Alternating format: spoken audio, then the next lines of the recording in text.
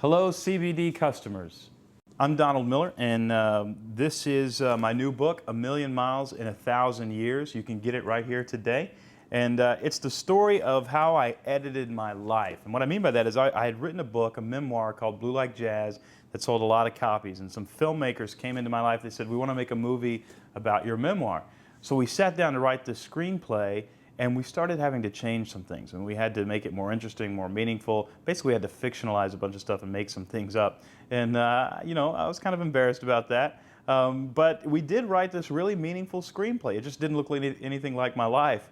But what I learned during that process was that there are principles and formulas that screenplay writers use to make a story meaningful. So that when you're sitting in the movie, when the credits roll, you actually feel a sense of gratitude that you saw this film because they use these principles.